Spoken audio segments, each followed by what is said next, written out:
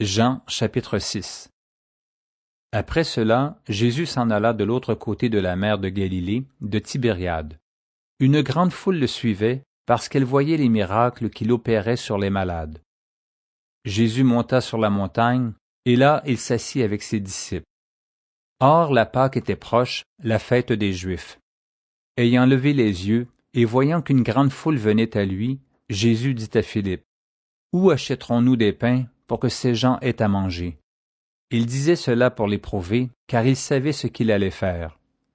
Philippe lui répondit, « Les pains qu'on aurait pour 200 deniers ne suffiraient pas pour que chacun en reçût un peu. » Un de ses disciples, André, frère de Simon-Pierre, lui dit, « Il y a ici un jeune garçon qui a 5 pains d'orge et 2 poissons, mais qu'est-ce que cela pour tant de gens? » Jésus dit, « Faites-les asseoir. » Il y avait dans ce lieu beaucoup d'herbes.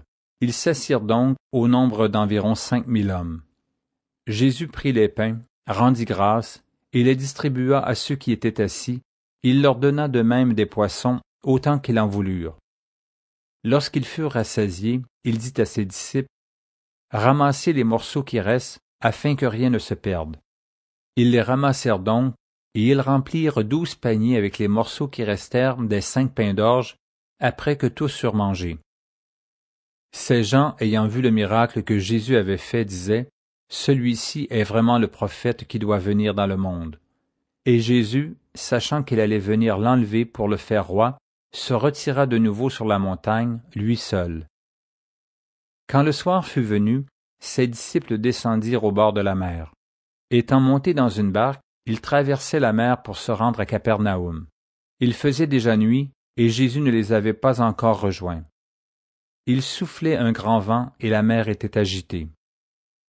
Après avoir ramé environ 25 ou 30 stades, ils virent Jésus marchant sur la mer et s'approchant de la barque, et ils eurent peur. Mais Jésus leur dit, « C'est moi, n'ayez pas peur. » Ils voulaient donc le prendre dans la barque, et aussitôt la barque aborda au lieu où il allait. La foule qui était restée de l'autre côté de la mer avait remarqué qu'il ne se trouvait là qu'une seule barque, et que Jésus n'était pas monté dans cette barque avec ses disciples, mais qu'il était parti seul.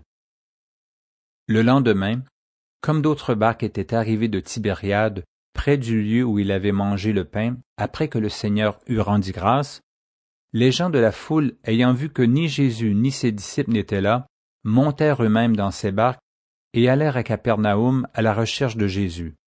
Et l'ayant trouvé au-delà de la mer, ils lui dirent, « Rabbi, quand es-tu venu ici? » Jésus leur répondit, « en vérité, je vous le dis.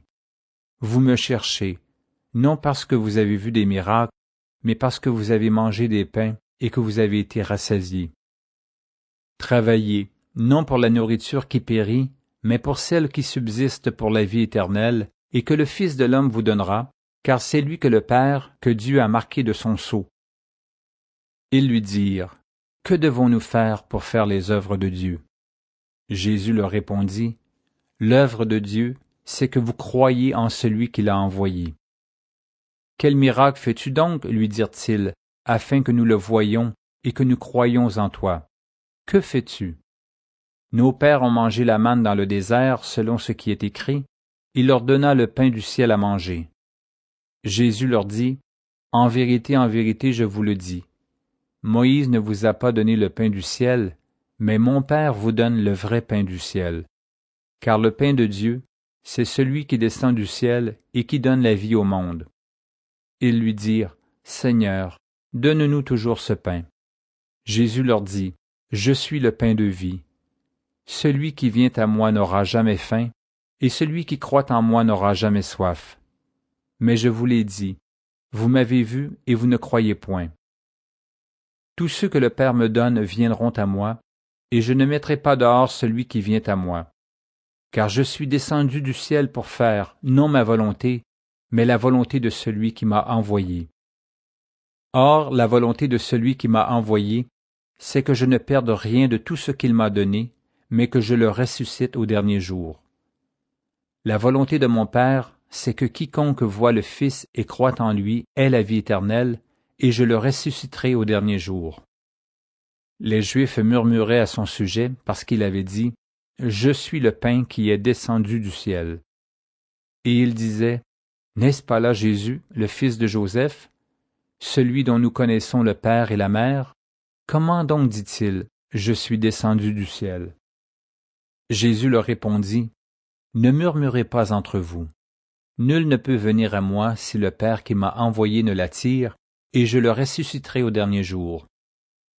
Il est écrit dans les prophètes, ils seront tous enseignés de Dieu. Ainsi quiconque a entendu le Père et a reçu son enseignement vient à moi. C'est que nul n'a vu le Père, sinon celui qui vient de Dieu, celui-là a vu le Père. En vérité, je vous le dis, celui qui croit en moi a la vie éternelle. Je suis le pain de vie. Vos pères ont mangé la manne dans le désert, et ils sont morts. C'est ici le pain qui descend du ciel, afin que celui qui en mange ne meure point. Je suis le pain vivant qui est descendu du ciel. Si quelqu'un mange de ce pain, il vivra éternellement, et le pain que je donnerai, c'est ma chair, que je donnerai pour la vie du monde. Là-dessus, les Juifs disputaient entre eux, disant, « Comment peut-il nous donner sa chair à manger? » Jésus leur dit, « En vérité, je vous le dis, si vous ne mangez la chair du Fils de l'homme, et si vous ne buvez son sang, vous n'avez point la vie en vous-même. Celui qui mange ma chair et qui boit mon sang a la vie éternelle, et je le ressusciterai au dernier jour. Car ma chair est vraiment une nourriture, et mon sang est vraiment un breuvage. Celui qui mange ma chair et qui boit mon sang demeure en moi, et je demeure en lui. Comme le Père qui est vivant m'a envoyé, et que je vis par le Père, ainsi celui qui me mange vivra par moi. C'est ici le pain qui est descendu du ciel. Il n'en est pas comme de vos pères qui ont mangé la manne et qui sont morts. Celui qui mange ce pain vivra éternellement. » Jésus dit ces choses dans la synagogue, enseignant à Capernaum. Plusieurs de ses disciples, après l'avoir entendu dire, « Cette parole est dure, qui peut l'écouter? » Jésus, sachant lui-même que ses disciples murmuraient à ce sujet, leur dit, « Cela vous scandalise-t-il? Et si vous voyez le Fils de l'homme monter où il était auparavant, c'est l'Esprit qui vivifie, la chair ne sert de rien. Les paroles que je vous ai dites sont esprit et vie. Mais il en est parmi vous quelques-uns qui ne croient point, car Jésus savait dès le commencement qui étaient ceux qui ne croyaient point et qui était celui qui le livrerait. Et il ajouta, « C'est pourquoi je vous ai dit que nul ne peut venir à moi si cela ne lui a été donné par le Père. » Dès ce moment, plusieurs de ses disciples se retirèrent, et ils n'allaient plus avec lui. Jésus donc dit aux 12, « Et vous, ne voulez-vous pas aussi vous en aller? » Simon-Pierre lui répondit, « Seigneur, à qui irions-nous? Tu as les paroles de la vie éternelle. Et nous avons cru, et nous avons connu que tu es le Christ, le Saint de Dieu. » Jésus leur répondit, « N'est-ce pas moi qui vous ai choisis, vous les 12, et l'un de vous est un démon. » Il parlait de Judas Iscario, fils de Simon, car c'était lui qui devait le livrer, lui, l'un des 12.